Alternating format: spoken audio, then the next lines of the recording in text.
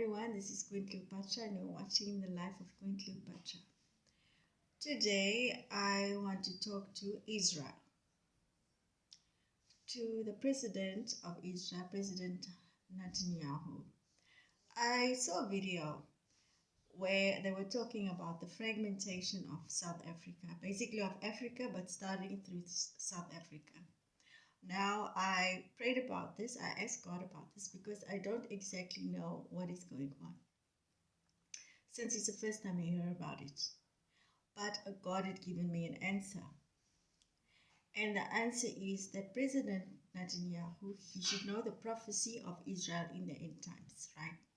Where they will be destroyed and they will have to run to the mountain Horeb. I'm not sure if I got that name right. But you have a prophecy, President Netanyahu, of the end times and what will happen. And this will be a direct result of a certain action. And what you are doing now will give that result.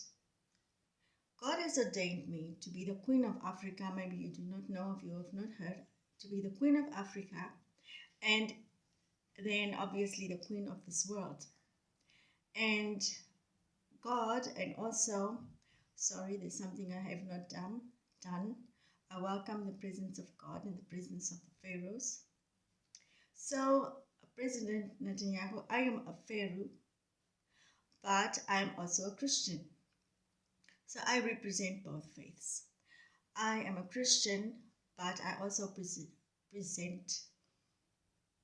that's wrong.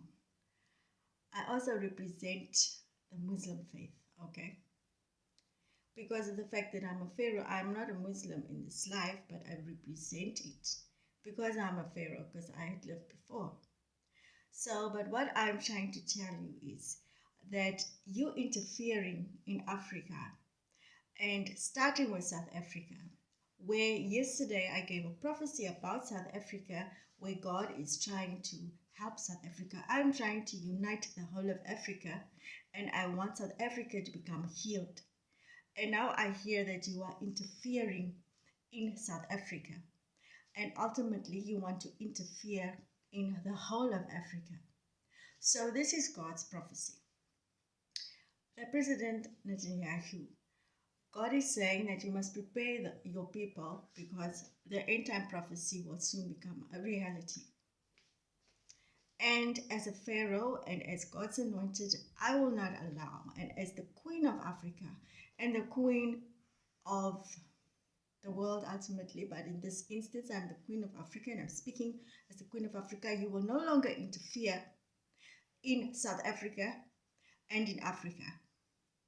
Because what I see is somebody who just does whatever he feels, and spiritually you will never be able to match me.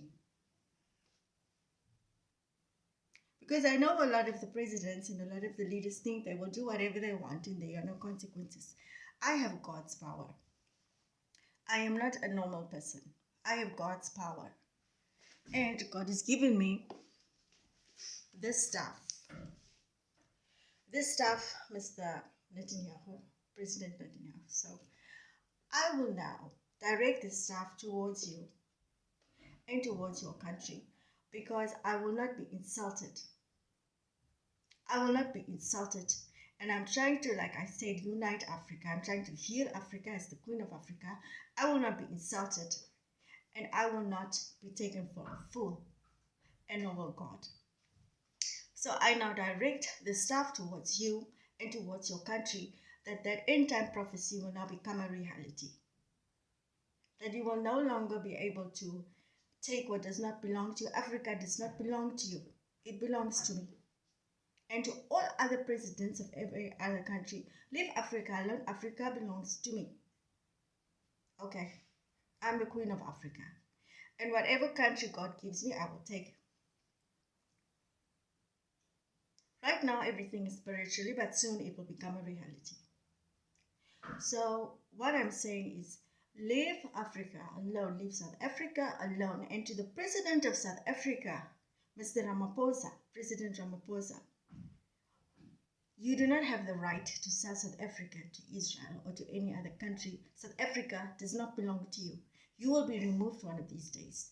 And I now remove you by the staff. Because you do not listen. You do not respect God. You do not respect the pharaohs. I am a pharaoh and I will be respected. And the president who does not respect me will pay the consequences. Even though I'm not in a position yet, God has put me in a position spiritually. So while I'm standing here, I am in a position. Probably more powerful than any president because I have God's backing. So what I'm saying now, I remove you